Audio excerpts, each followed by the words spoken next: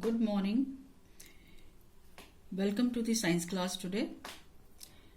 In the previous class, we have studied about the fiber to fabrics and we have done the synthetic fiber. In today's class, we will be studying about natural fibers, their sources, properties and uses of natural fibers, and even to identify their advantages and disadvantages of natural fiber. Now, what is natural fiber? Natural fibers are defined as the substances produced by the plants and animals that can be spun into filaments, threads or ropes and further be woven, knitted and matted. Examples are jute, cotton, wool and silk, etc. We can see here cotton, silk, wool, jute. Natural fibers, we get it from the animals and even from the plants. Now one by one we'll be discussing about these fibers. First, let's discuss about the cotton fiber. This is how we get, this is the cotton plant. We are getting cotton from the plant. Cotton fibers are most popular natural fibers, widely used in various textile products. They are soft, cool, strong, dye-absorbent and can stand up against high temperature. In one word, we can say cotton is very comfortable. Next come to wool fiber. Wool fiber is a $1 million textile fiber obtained from different animals like sheep, goat, camels, rabbits and other mammals. Wool fiber is soft, durable, safe in nature and has high wear and tear resistance and have good insulation property. Insulation property means heating property. It keeps you warm. Now come to silk fiber. Silk fibers are remarkable material displaying unusual mechanical properties. They are strong, extensible and mechanical compressible. It is spun from silkworm cocoons. This is what we get from cocoon. This is the fiber we get from the cocoon. Silk fiber is biodegradable and is an aqueous in nature. The practice of growing silkworm for silk production is called sericulture. This is we have already studied in the previous class about the sericulture. Now, next is jute fiber. It is a natural fiber derived from plants. Jute is second to cotton in terms of production. It is also referred as a golden fiber due to its cost and color effectiveness. This is golden fiber. We get it. This is jute plants. We get it from the hair. Jute fibers are totally biodegradable and recyclable material. That is environmentally friendly material. We can make many things from jute. Now advantages of fiber, natural fibers. They are comfortable to wear. They are porous so they don't stick to our body. They keep us warm in winter and cool in the summer. They are less costly and not cause any harm to the nature when produced. Now everything has advantage and disadvantage, so we'll be studying what the disadvantage of natural fiber. They are not strong and long lasting. They are not moth resistant, crease resistant and shrink resistance. When they can be shrinked easily. They are creaseless. They can be creased also, and they are not moth resistant. Next, they are not drip dry and easy to iron. They don't have fast colors. We can see different types of fibers here: jute fiber, heligon, coir, flax, wood, corn, grass. Now difference between natural and synthetic fiber. We have already studied about the synthetic fiber, so we'll be studying about the difference now. Natural fiber, it is obtained from the nature and it is completely man-made. The fiber structure cannot be changed, the fiber structure can be changed. Natural fibers are comfortable to wear.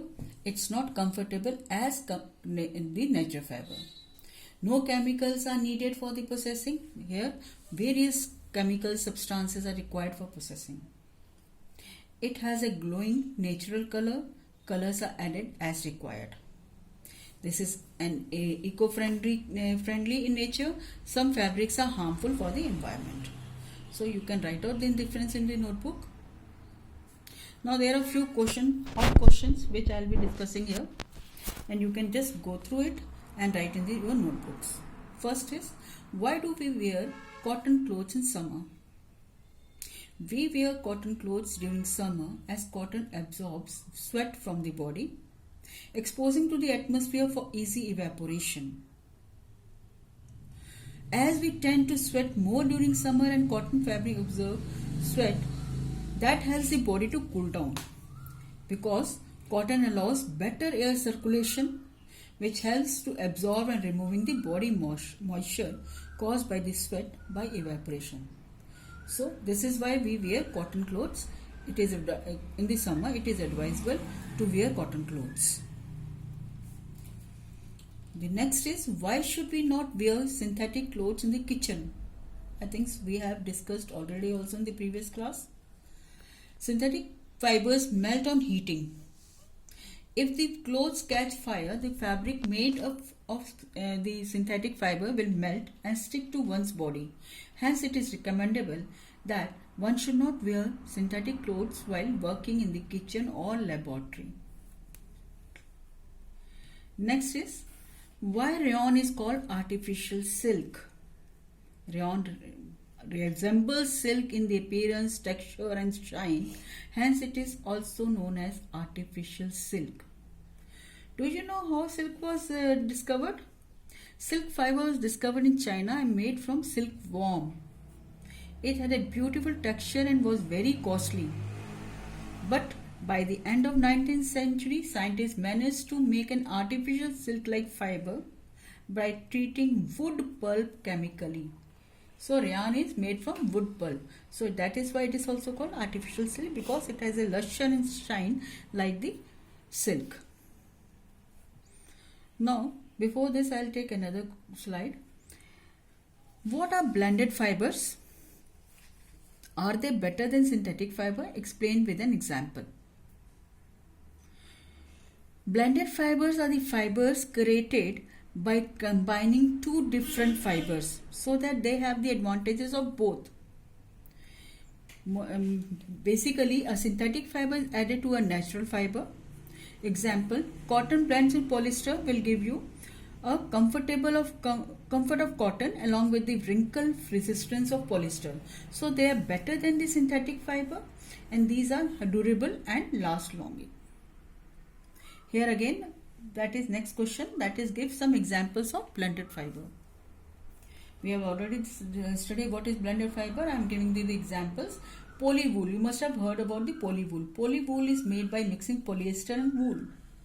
Polycot, it is made by mixing polyester and cotton. Terrycot, terrycot is a material, it is made by mixing terylene and cotton. So these are the examples of blended fiber.